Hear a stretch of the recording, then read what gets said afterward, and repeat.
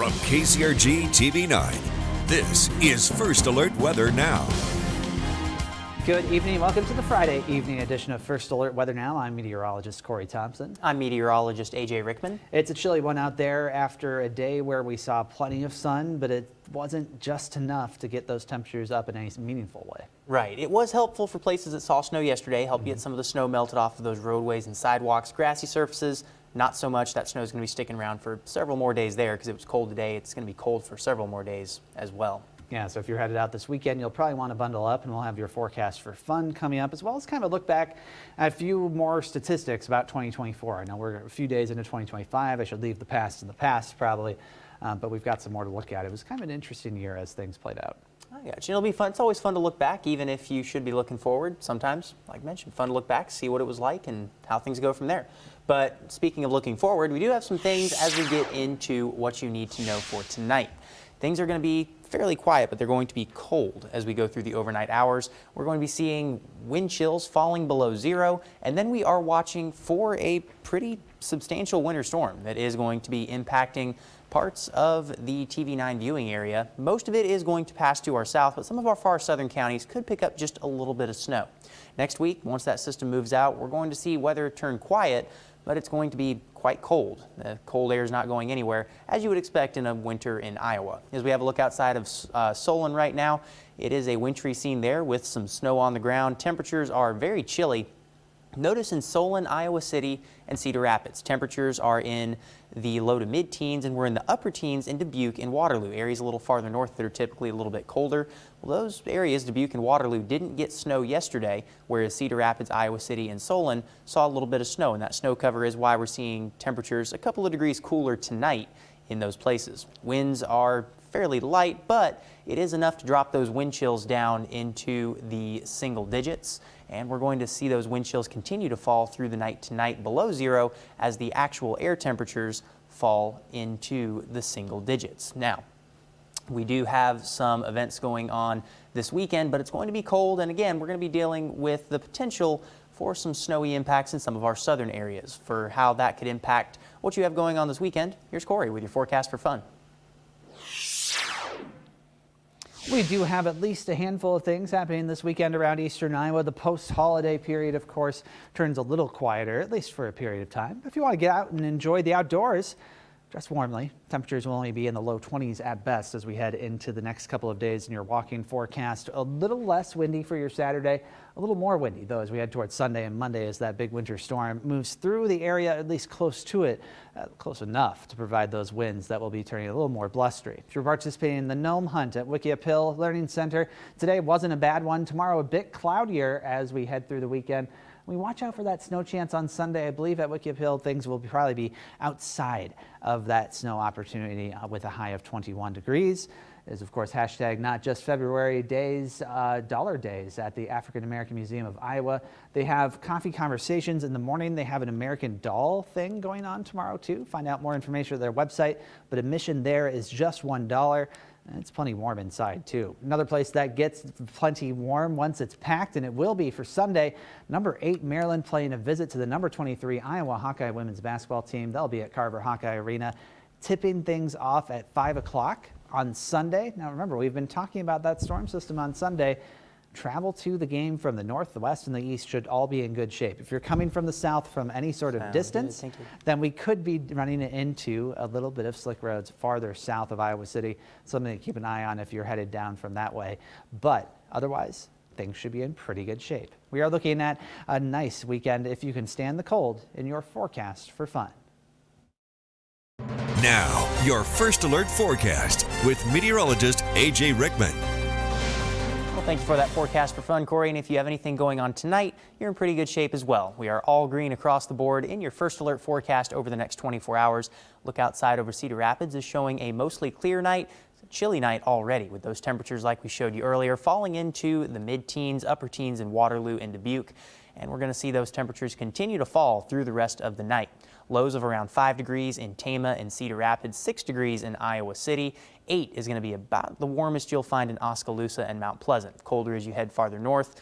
2 degrees above zero in Charles City, 3 degrees above zero over in Decorah. Now tomorrow, It's going to be cold once again. We're going to have those high temperatures in the teens in Decorah, Charles City, Fayette. Really much of eastern Iowa as a whole is going to be looking at high temperatures in the teens to about 20 is the warmest that you'll find. But notice mostly cloudy skies. We are going to be watching for clouds to increase. That's ahead of that winter storm that we've mentioned that's going to be impacting primarily areas to our south. It begins as we get into Saturday night and early Sunday morning. You can see the center of the system still over Texas and Oklahoma, but already spreading some wintry precipitation as far north as South Dakota, much of Nebraska, parts of southern and western Iowa. It continues as we get into the day on Sunday, but you'll notice a very sharp cutoff. There's some very heavy snow going on across northern Missouri, but once it gets into Iowa, it cuts off and goes to nothing very quickly. That's because dry air is going to be working its way into the system from the north, and that's going to have a pretty big impact on how fast we go from areas seeing quite a bit of snow to areas seeing little to no snow. That does continue as we get into Sunday evening and Sunday night. By the time we get to Monday morning, we're going to be seeing that snow moving out of Missouri and far southern Iowa. But again, snow totals are going to be very slim in this area. We're looking at a trace to 2 inches in some of our far southern counties, 2 to 4 inches as far south as Mount Pleasant perhaps. But the thing to keep in mind is with such a tight gradient between areas getting several inches of snow and no snow, a very subtle shift rather in this system's track north or south could have a very large impact on who sees snow and who does not. So be ready for that as we do deal with that system that again will be passing to our south. And as we look at this weekend, again Saturday, going to be cold, mostly cloudy. Make sure that you bundle up if you're going anywhere. And then as we get into Sunday, once again we do deal with that snow chance, but it's going to be primarily limited to our far southern areas. Northern places are going to be mostly cloudy. A few flurries are possible in some of our central counties. By the time we get to the southern area, that's where we see the chance for some snow. But again, it's not going to be as much as areas in northern Missouri that are dealing with those heavier impacts and heavier snow totals. Once we do get through the weekend and we get into next week, we're going to be dealing with some cold air that works its way back into the area. Well, it's already here to start with, but it doesn't go anywhere. We're going to be very cold as we go into the start of the upcoming week and then into the middle of the week as well. Corey will have some more information coming up in your 9-day about just how cold those temperatures are going to feel.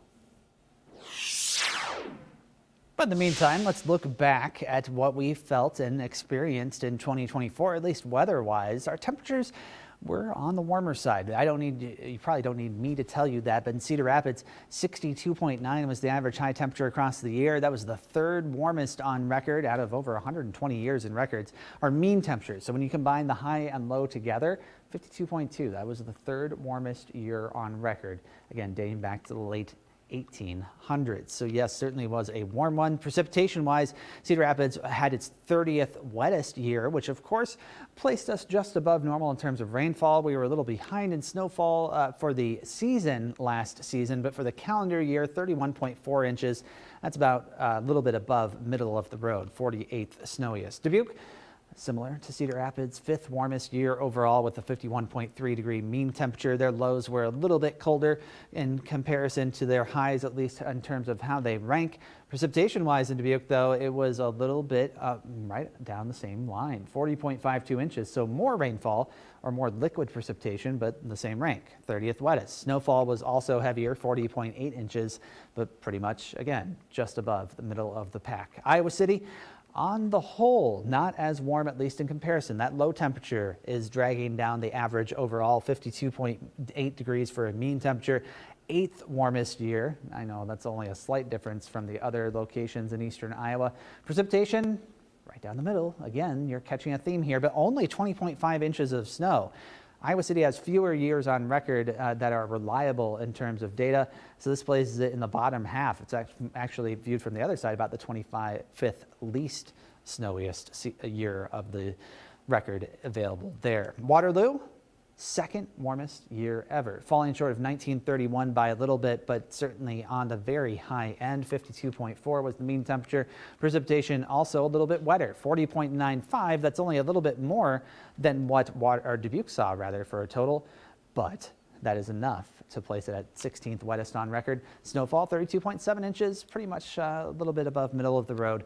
Again, it was really all in that January time period where we saw those heavy snowfall events that really added up in a pretty big hurry.